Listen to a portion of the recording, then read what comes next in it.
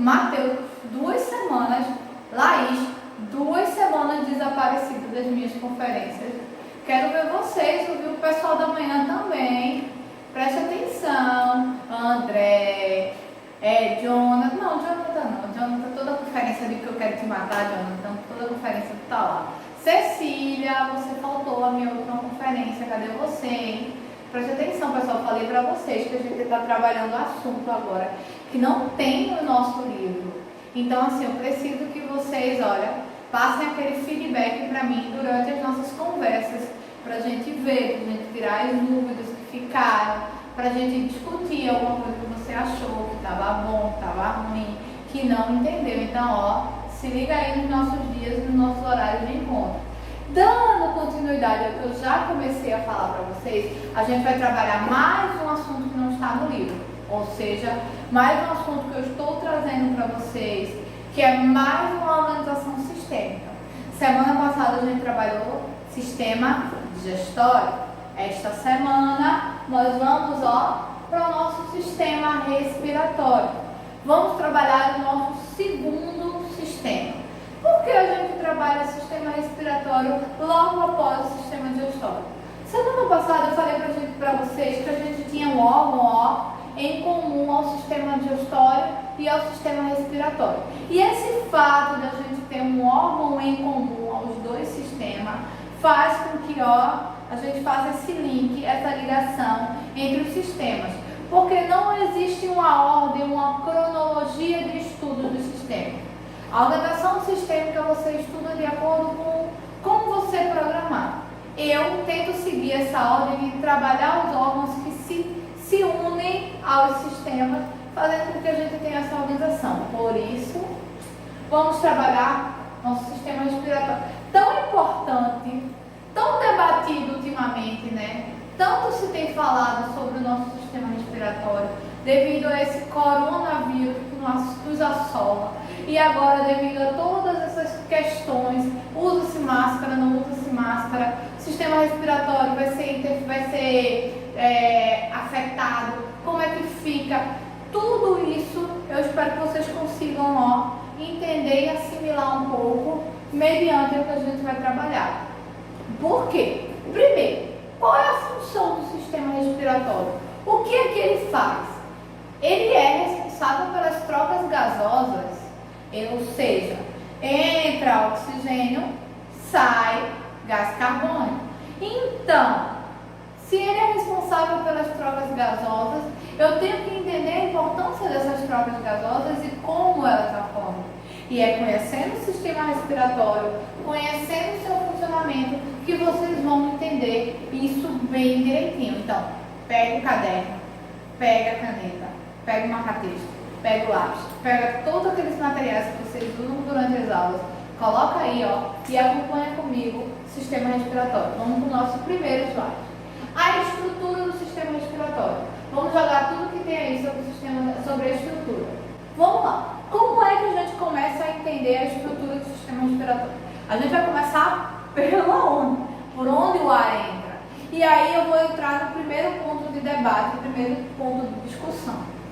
Todo mundo sabe e todo mundo já ouviu aquela célebre frase: respirar pela boca é errado. E é. E eu quero que vocês entendam agora o porquê de quando a gente fala respirar pela boca é errado, a gente não está mentindo. Vocês viram que eu comecei a explicar o sistema respiratório e não falei nada de boca. Primeiro órgão do sistema respiratório que eu levantei para vocês, narinas e fossas nasais. Por quê? Porque não se respira pela boca, porque justamente é através das nossas narinas, é através das nossas fossas nasais que a gente faz a primeira barreira contra agentes infecciosos. Nossa, professora, que frase bonita, mas por que a senhora está falando isso? Vejam só, meus queridos amores, anota aí, Matheus, que eu vou te dizer. A gente tem a primeira barreira de proteção contra micro-organismos, sejam eles vírus, sejam eles bactérias, sejam eles até impurezas que a gente encontra no ar, nos nossos narizes ou nas nossas narinas, nos nossos lindinhos pelinhos que muita gente fala, nojento. deveria tirar. Não se deve. Por quê? Eles são a primeira barreira contra os micro-organismos. Os pelos que a gente tem no nariz, eles formam como se fosse uma camada protetora. Eles são o nosso primeiro escudo, primeiro agente protetor. Ah, peraí, professora, mas ele barra, e o que é que vai se formar? Sabe aquela coisa melequenta que a gente chama de catota? Eita, nomezinho feio, pronto. São as impurezas que ficam presas nos nossos pelos, que ficam lá, ó, barrados para não entrar nas nossas fossas nasais e não iniciar o processo de respiração. Então, quando eu falo para você que não se deve respirar pela boca, é porque a gente não tem nenhuma barreira protetora na boca. A gente não tem nenhum escudo que impeça que os micro-organismos entrem com o ar. Ah, professora, mas eu vivo num local onde o ar é extremamente puro. Eu posso respirar pela boca? Negativo. A gente não tem um ar 100% puro. A gente tem um ar que tem uma composição de micro-organismos.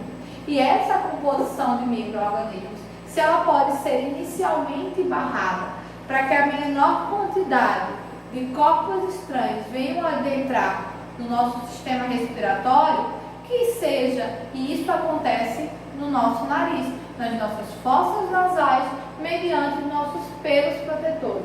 E continuando, olha lá, função principal, quero que anote, quero que entenda, ó, entrada e saída de ar do organismo, tá vendo, ó, entrada e saída, ou seja, eu estou dizendo para você que nem para botar para fora o ar a gente deve fazer pela boca. Ah, professora, mas quando eu falo está entrando e está saindo. Sim, claro, evidente, mas eu estou falando do processo principal de entrada e de saída do ar, ou seja, a entrada de oxigênio e saída de gás carbônico. Processo principal, ele tem que ocorrer no nariz, ou seja, nas nossas fossas nasais. Por isso você coloca aí, ó, função e grifa, entrada e saída de ar. Aí olha o que acontece. Também o aquecimento, a umidificação e a filtração do ar. Olha a parte da filtração que eu falei para vocês, a nossa linda barreirinha protetora que faz, ó, que impede que micro-organismos adentrem em maior quantidade. Não estou dizendo para você que vai impedir a entrada de todos os micro-organismos. Entenda, tá? Porque para você não chegar e dizer, ah, professora Manuela disse que não vai entrar nenhum micro-organismo agora. Não. Eu estou falando para você que ele impede uma maior quantidade que venha a entrar. Ele faz essa barreira protetora, ele faz com que a gente tenha uma menor entrada de corpos estranhos, fazendo com que até fique mais fácil para o nosso organismo atacar e se defender. Porque quanto menos, melhor, né? Seguindo, aqui ó, só para eu colocar aqui para vocês, só entendam. Aqui ó, o esquema da fossa nasal, aqui ó, a entrada, e aí eu quero que vocês prestem atenção no nosso próximo que vai vir para cá, que é ó, acompanha comigo, a faringe. Coloca para mim aí, pronto, para aí. Lembra vocês que eu falei para vocês com o sistema digestório com relação à faringe, que era um órgão comum tanto ao processo digestório quanto ao processo respiratório? Pronto. É aqui que eu quero que vocês entendam essa questão. Nariz, boca. Aqui a gente tem a faringe. Tem esta cavidade, que lembra que eu falei para vocês que era um tubo com ramificações? Olha aqui, ó, o processo de ramificações. E lembra também que eu falei para vocês, quando a gente está engolindo o bolo alimentar, se a gente engole muito rápido, nosso cérebro não processa, nosso sistema nervoso não envia a informação correta. A gente pode vir a se engasgar, justamente por isso, ó, porque ela é uma cavidade comum, tanto ao digestório quanto ao respiratório. Por ela ser uma cavidade comum aos dois sistemas, ou ela desce para o esôfago, ou ela vai descer para a laringe. Se durante o processo de ingestão do alimento, sem querer o bolo alimentar acompanhar o caminho para a laringe, vai tapar a passagem de ar e aí você vai vir a se engasgar. Sabe por quê? quando você se engasga e você tosse muito forte, tentando fazer com que o alimento volte. Às vezes ele sai pelo nariz. Ai, professor, coisa nojenta para falar, mas eu quero que vocês entendam. Sabe por que ele pode sair pelo nariz? Porque quando você faz a força ou quando você empurra, ele pode, seguir direto e vir para a cavidade nasal, em vez de vir, para a cavidade oral. Então, quando a gente fala em faringe, a gente diz que é um órgão comum para o sistema digestório e para o sistema respiratório e que tem a função de encaminhar. Seja encaminhar o alimento, quando eu falo do digestório, seja encaminhar o ar, quando eu falo do respiratório. Anota aí, coloca aí como uma observação muito importante para você não se confundir. E acompanhe a linha de raciocínio aqui, desse tubo e dessas duas cavidades. Seguindo, só para você acompanhar o que eu falei. Laringe, tá vendo que eu mudei só uma letrinha, né? Coloca para mim aí. Pronto, vê só. Tem mais um aqui. Agora, vê só. Vamos para o terceiro, tá acompanhando, né? Terceiro órgão do nosso sistema respiratório, a laringe. Qual é a função da laringe?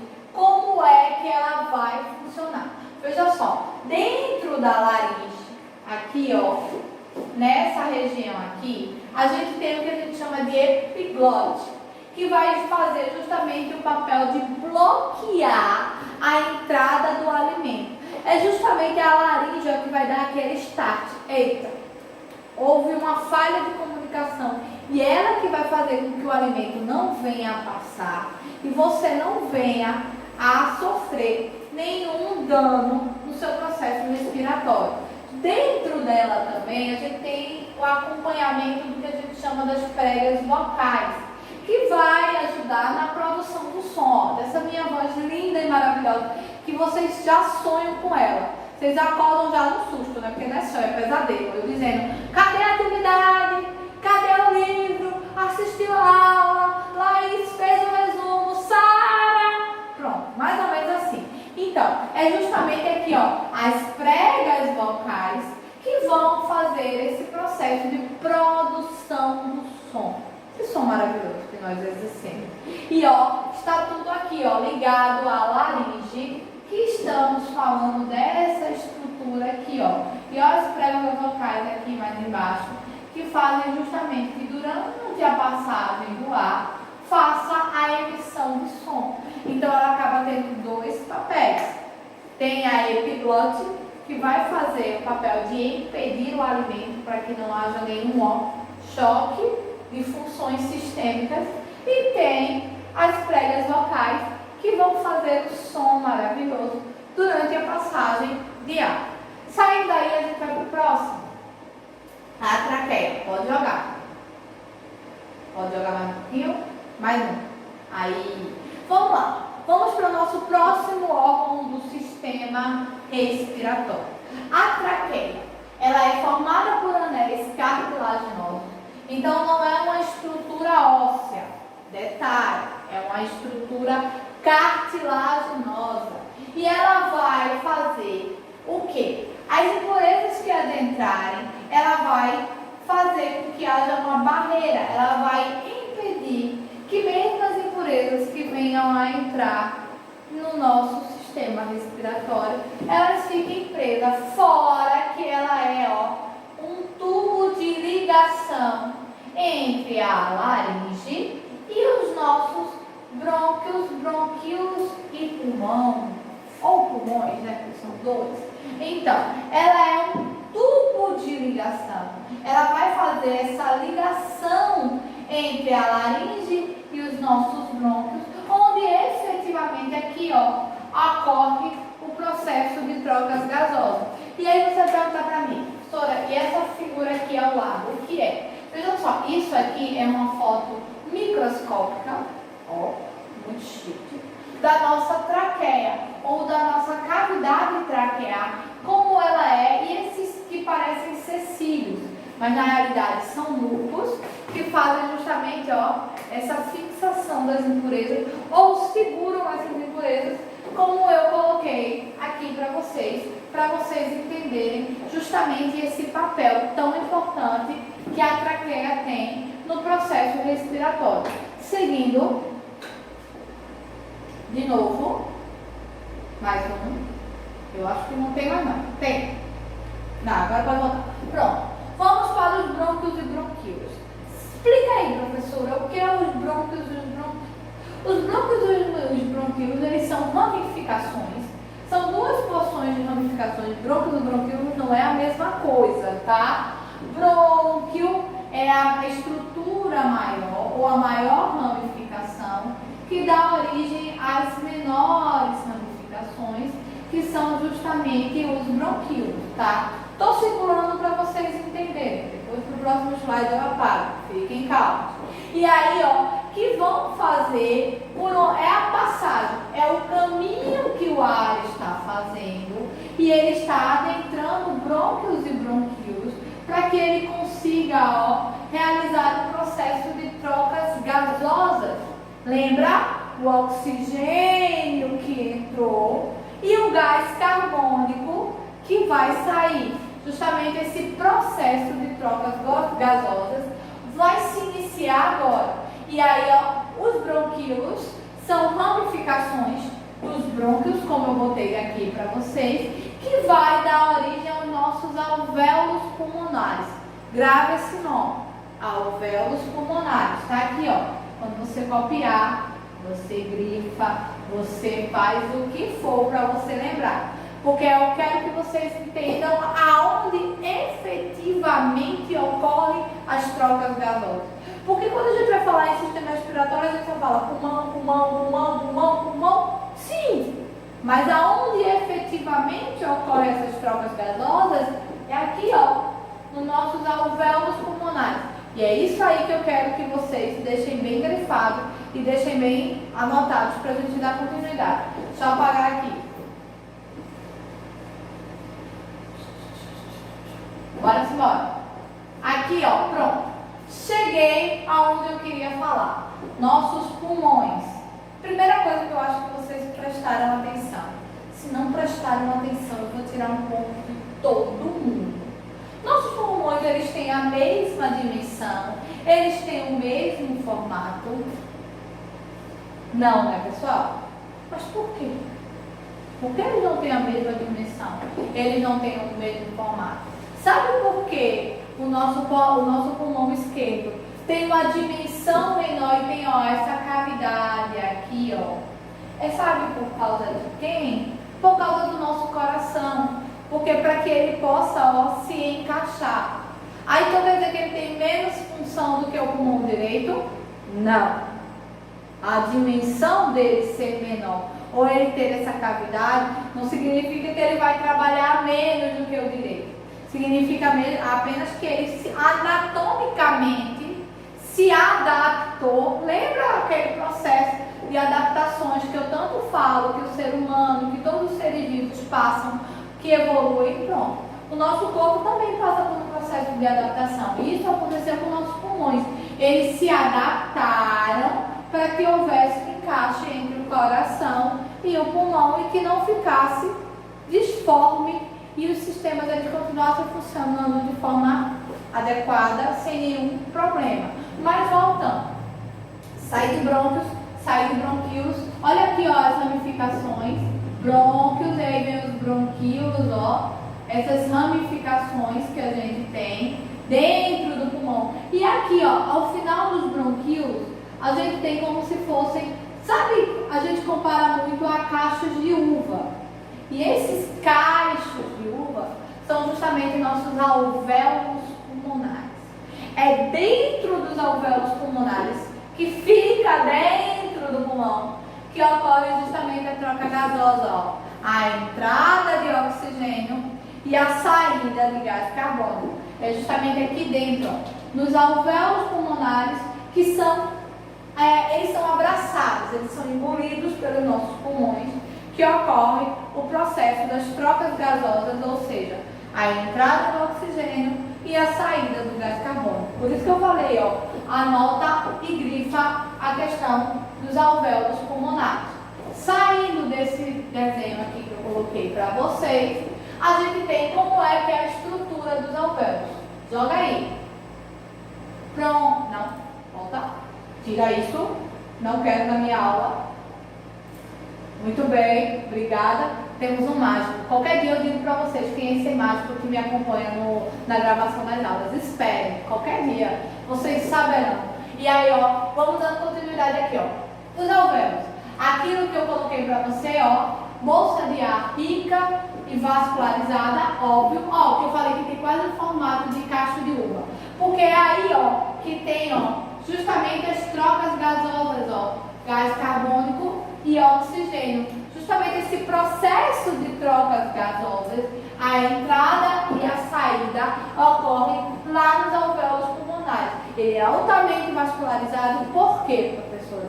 Lembra que eu falei para vocês que em sistema digestório, todos os nutrientes celulares, eles vão passar pelo sangue e vão nutrir o nosso corpo? Então, tem que ser vascularizado para que os pulmões e os alvéolos eles sejam bem nutridos e eles possam exercer esse processo de trocas gasosas constantes, porque a gente não para de respirar, a não ser que, infelizmente, a gente bata as botas, mas a gente continua respirando sempre. Então, essa troca constante, ela tem que ocorrer. E o nosso corpo ele tem que ser, principalmente o nosso pulmão, tem que ser bem vascularizado para que ele esteja bem nutrido, para que esse processo aconteça. E aí, agora a gente segue. E agora a gente joga mais um pouquinho. Eu acho que tem outro. Eu não acho que não tem mais nenhum outro. Voltando. Como é que ocorre esse processo? Essa mecânica dessa ventilação pulmonar ou essa mecânica de funcionamento. A entrada e a saída do ar vai depender da pressão atmosférica. Por quê? Poxa, como é que eu acho que o professor de geografia já falou para vocês que quanto maior a altitude, mais difícil fica para a gente respirar, por causa da pressão atmosférica. Então, tudo isso vai envolver o nosso processo respiratório também. Quando a gente está num lugar muito alto, então quando a gente corre muito, que a gente faz muito esforço, fica mais difícil da gente respirar. Sabe por quê? Porque a gente faz um desgaste maior da célula, a gente faz com que o nosso metabolismo ele trabalhe mais, e aí dificulta um pouco o funcionamento, a nossa organização sistêmica. Seguindo, como é que acontece essa tabela? Primeiro, a inspiração vai contrair os músculos, ou seja, quando você puxa, você contrai. Quando você solta, você relaxa. Quando você contrai, você vai aumentar a sua caixa torácica. Quando você relaxar, você vai diminuir. Quando você aumenta a caixa torácica, você vai diminuir a pressão pulmonar. Quando você libera, você vai aumentar a pressão pulmonar. Então, são elementos opostos. E aí a gente tem a entrada e a saída de ar. Lembrando sempre que pelo nariz, tá? Quero isso bem bonitinho anotado, tá, pessoal? Seguindo, bota mais. Aqui, eu quero que vocês tentem dar um zoom, porque eu estou colocando justamente para vocês como é que é esse contrair e esse relaxar, a caixa torácica, aumentando e diminuindo por causa da expansão e da diminuição do pulmão, da expansão e da diminuição, a entrada e a saída. Lembrando que sempre, pelo nariz, ele expande e ele diminui, tá? Preste atenção nisso. Continuando. Como é que ocorre? Pode colocar, tem mais? Pode, volta. Quais são os gases? O oxigênio que eu tanto venho falando e o gás carbônico que eu tanto jogo para vocês, que é a entrada e a saída. Como ocorre essa distribuição, essa porcentagem? Fora eles, tem um próximo que eu quero levantar para vocês no questionamento. Joga aí. O monóxido de carbono. Gente, está se levantando uma polêmica muito grande que eu até queria levantar e discutir com vocês mediante o que a gente está falando, que é a questão do monóxido de carbono, que a gente vai liberar também, que vai ser formado no nosso corpo. E aí, ele precisa ser colocado para fora. E estão levantando o questionamento por causa do uso das máscaras. Isso vai ser prejudicial à nossa saúde? Estudos dizem que sim, estudos dizem que não, mas é bom a gente dar uma atenção maior a isso aqui. E mais à frente, a gente vê quem estava certo e quem estava errado. Seguindo, ó, vamos colocar aqui, ó, o controle da frequência, tem um, tem outro, e aí, ó, como é que acontece? Lembrando que são movimentos involuntários, nós não coordenamos. É o nosso sistema nervoso que faz esse controle aqui, ó, nesse lindo órgão que a gente chama de cérebro, que quando a gente for trabalhar o sistema nervoso, vocês vão ficar encantados e ver como é que é o funcionamento dele, tá? E aí, só para ressaltar, movimento involuntário, tá? E aqui, ó, trouxe para vocês algumas doenças que são associadas, que é o efizema pulmonar, que é muito relacionado ao tabagismo, ou seja, fumar todo mundo sabe que não faz bem, porque compromete os pulmões. Fora ele, eu trouxe o edema, que vai levar a uma insuficiência respiratória, a bronquite e, por último, eu coloquei para vocês a asma, que são doenças respiratórias bem comuns, que são justamente causadas pelo déficit das trocas gasosas, que são mediante algumas sequelas causadas justamente nos alvéolos pulmonares, que são responsáveis por essas trocas gasosas, tá, pessoal? Para finalizar, eu queria que vocês tivessem anotado tudo, que eu tenho certeza que fizeram.